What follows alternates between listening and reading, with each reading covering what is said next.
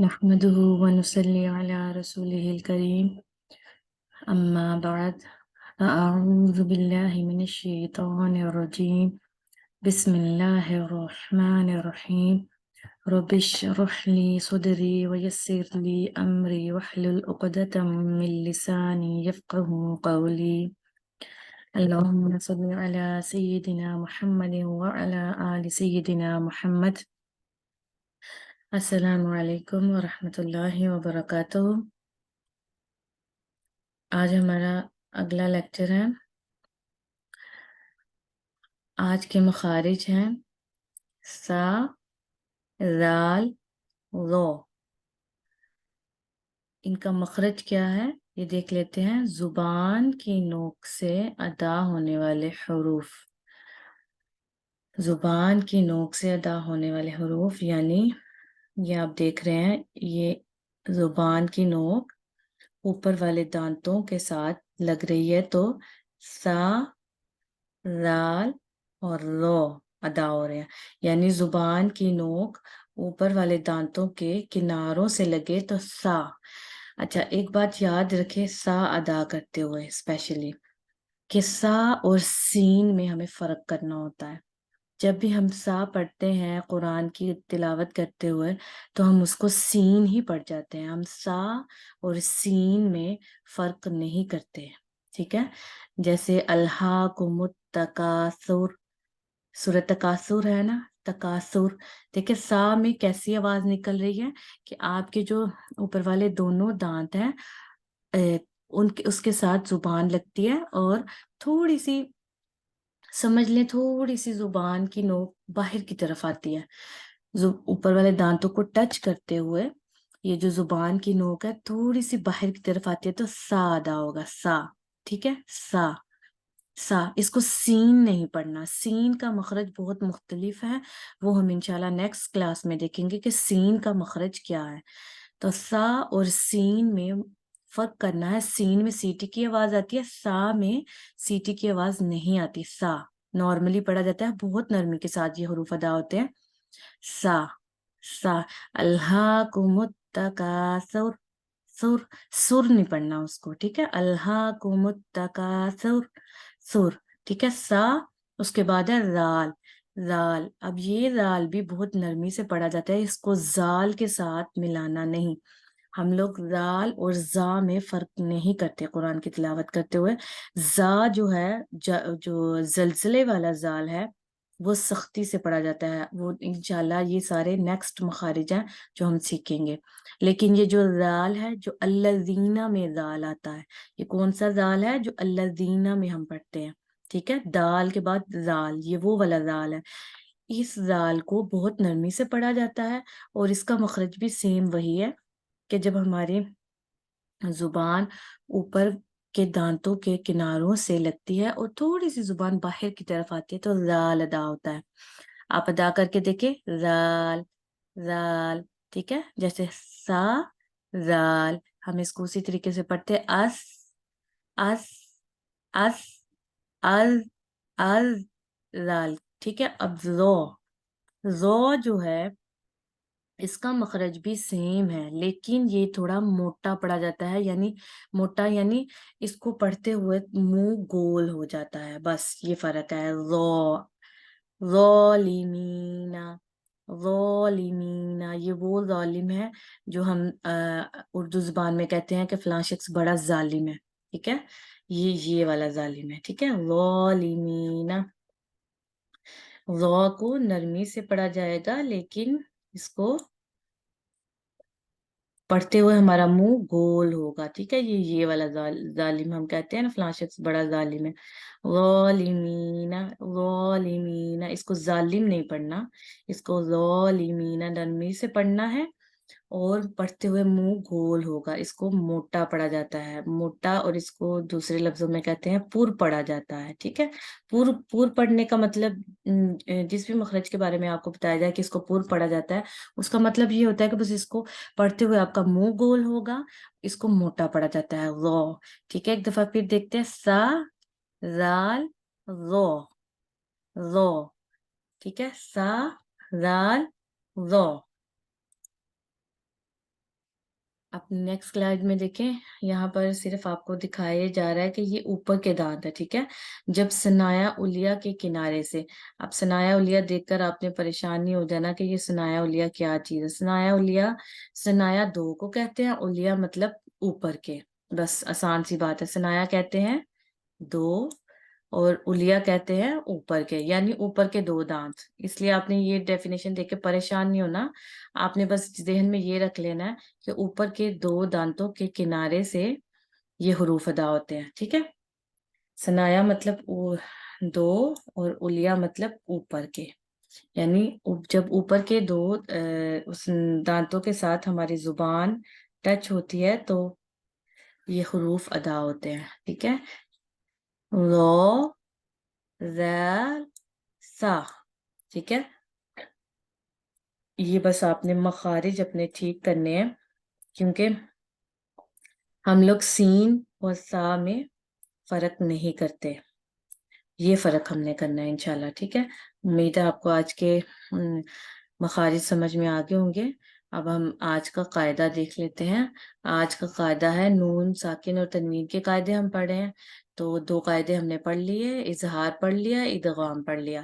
جلدی سے تھوڑا سا ریپیٹ کر دیتی ہوں. اظہار میں ظاہر کرنا تھا، ادغام میں ملانا تھا. یعنی نون ساکن اور تنوین کے بعد جب حروف ہلکی والے 6 حروف میں سے کوئی ایک حرف آئے گا تو ہم نون ساکن اور تنوین کو واضح پراپر ساؤنڈ نکالیں گے، یعنی اظہار کریں گے، ظاہر کریں گے. اور اگر قاعدہ نمبر 2 ادغام، ادغام میں دو چیزیں تھیں، غنے کے ساتھ ملانا اور غنے کے بغیر ملانا. یعنی اگر ینمو میں سے، یعنی ان 4 حروف میں سے، یا نون میم واؤ میں سے کوئی حرف آ جاتا ہے نون ساکن اور تنوین کے بعد، تو اس حرف کو اگلے حرف کے ساتھ ملایا جائے گا اور غنہ کیا جائے گا. اور اگر نون ساکن اور تنوین کے بعد لام اور را میں سے کوئی حرف آ جائے تو پھر اس کو ملایا تو جائے گا لیکن غنہ نہیں کیا جائے گا، ٹھیک ہے. یہ ہمارے 2 قواعد پچھلی کلاسز میں ہم نے پڑھے. آج تیسرا اور چوتھا ہے. یہ بہت آسان ہے، اس کو بس غور سے دیکھیں کہ قلب. تیسرا ہے قلب. قلب کا مطلب میں نے آپ کو بتایا تھا بدلنا، یعنی آواز کو بدلنا. کیسے بدلیں گے دیکھتے ہیں. اگر نون ساکن یا تنوین کے بعد حرف با آ جائے، اب کون سا حرف ہے؟ با. اگر نون ساکن یا تنوین کے بعد حرف با آ جائے تو نون ساکن یا تنوین کا قلب یا اقلاب کریں گے، ٹھیک ہے. یہاں پر میں نے یہ دونوں الفاظ لکھے ہیں، کچھ لوگ اس کو قلب کہتے ہیں، کچھ اقلاب کہتے ہیں. تو اس میں پریشان ہونے والی بات نہیں ہے. اس کا قلب کریں گے یعنی اس کو بدلیں گے، یعنی نون کی آواز کو میم کی آواز میں بدل کر پڑھیں گے، ٹھیک ہے. اب کیسے پڑھنا ہے یہ دیکھیں. مثلاً یہ دیکھیں میم سمن بکمن، ٹھیک ہے. سمن بکمن، اس کو میں نارمل پڑھ رہی ہوں ابھی. اب میم کے اوپر تنوین ہے، ٹھیک ہے. یہ 2 پیش ہیں، تنوین ہو گئی. اب تنوین کے بعد کیا آ رہا ہے؟ با. تو اس کو کیسے پڑھیں گے؟ اس کو پڑھنے کا طریقہ یہ ہے کہ سمن بکمن، سمن نہیں پڑھنا. اب اس کو میم کی آواز میں بدلنا ہے تو پڑھیں گے سمم بکمن، سمم بکمن، یعنی من کی آواز کو مم پڑھیں گے، مم. امید ہے آپ کو بات سمجھ آ رہی ہے کہ تنوین کے بعد با آ گیا ہے تو سمم بکمن، ٹھیک ہے. سمم بکمن. اور بکمن کو تو من ہی پڑھیں گے. یہاں پر اظہار ہو رہا ہے، کیوں؟ کیونکہ تنوین کے بعد آئین آ رہا ہے جو کہ حروف ہلکی میں سے ہے. تو یہاں پر تو اظہار ہو رہا ہے لیکن اقلاب جو ہے وہ یہاں پر ہو رہا ہے. سمم بکمن عمیون، سمم بکمن عمیون، سمم بکمن عمیون، ٹھیک ہے. مم پہ بھی ہم 2 حرکت جتنا رکیں گے. اب یہ دیکھیں پچھلی کلاس میں بھی میں نے آپ کو 2 حرکت کی بات کی تھی، تو آپ کے ذہن میں آ رہا ہوگا کہ یہ 2 حرکت اور 1 حرکت میں کیا فرق ہے. تو ہمیشہ یاد رکھیں، ہمارے ٹیچرز ہمیں سکھایا کرتے تھے کہ جب ہم اپنی بند فنگر کو کھولتے ہیں تو جتنا وقت لگتا ہے نا، یعنی اتنے وقت میں ہم 1 حرکت کو ادا کرتے ہیں. چاہے آپ بند فنگر کو کھول لیں تو چاہے آپ کھلی ہوئی فنگر کو بند کر لیں، یعنی بس اس دوران میں جتنا آپ وقت لگے گا وہ 1 حرکت ہے. اور 2 حرکت معلوم کرنے کے لیے آپ نے اپنی دونوں بند فنگرز کو باری باری کھولنا ہے، تو یہ 2 حرکت ہو جائیں گی، ٹھیک ہے. امید ہے آپ کو بات سمجھ آ رہی ہے کہ 2 حرکت اور ایک حرکت کو معلوم کرنے کا طریقہ یہ ہے کہ ایک حرکت آپ ایک بند فنگر کو کھولیں گے تو وہ ایک حرکت ہوگی، یعنی اتنا وقت لگتا ہے حرکت ادا کرنے میں، اور 2 حرکت کو یعنی پہلے ایک کو کھولیں گے پھر دوسری کو کھولیں گے، اتنا وقت لگے گا۔ اب یہ دیکھیں، اب میں سم من کو اگر جلدی سے پڑھوں گی تو سم من یہ ایک حرکت ہوگی، لیکن میں اس کو 2 حرکت یہاں مجھے رکنا ہے، تو سم من بک من یون، ٹھیک ہے، اس کو سم مم پڑھیں گے۔ اس کے بعد اگلی مثال دیکھیں، یہ دیکھیں نون من بعدی، ٹھیک ہے، اس کو میں نارمل پڑھ رہی ہوں، من بعدی۔ اب من بعدی میں من، اب اس کو من بعدی نہیں پڑھنا، اس کو اب نون ساکن ہے یہاں پہ، ٹھیک ہے، نون ساکن کے بعد کیا آ گیا ہے؟ نون ساکن کے بعد آ گیا با، تو نون ساکن کے بعد با آ گیا تو اس کو ہم آواز کو چینج کریں گے، یعنی میم بعدی، میم بعدی، ٹھیک ہے، میم بعدی، میم کو میم سے ہی ملائیں گے، یعنی یہ جو من کی آواز ہے اس کو میم سے بدلیں گے، ٹھیک ہے، یہاں پہ من بعدی نہیں پڑھنا، میم بعدی یعنی میم کو میم سے ملا دیا، میم بعدی، ٹھیک ہے۔ آگے دیکھیں تن بھی تو، یہ میں نارمل پڑھ رہی ہوں، یہاں نیچے زیر ہے با کے نیچے، ٹھیک ہے، تن بھی تو یہ نارمل پڑھ رہی ہوں اپنی نارمل زبان میں، لیکن اس کو تن بھی تو نہیں پڑھیں گے کیونکہ نون ساکن کے بعد با ہے، تو یہاں پر بھی وہی قاعدہ ہوگا، تم بھی تو، تم بھی تو، تم یعنی تم پڑھ رہی ہوں میں، اس کو تا کو میم کے ساتھ ملا رہی ہوں اور 2 حرکت رک رہی ہوں، تم بھی تو، تم بھی تو۔ اور آگے اس سے اگلی مثال میں دیکھیں، رم بن، رم بن، یہ 2 زیر ہے، با کے نیچے 2 زیر ہیں، رم بن، رم بن، ٹھیک ہے، رم بن، زال کو دیکھیے، اب ہم نے زال سیکھ لیا ہے تو سب کا زال اچھے سے ادا ہونا چاہیے، زال نہیں پڑھنا، اس کو زمبن نہیں پڑھنا، زمبن زال سختی والا دوسرا ہے، یہ زال ہے، رم بن، رم بن، ٹھیک ہے۔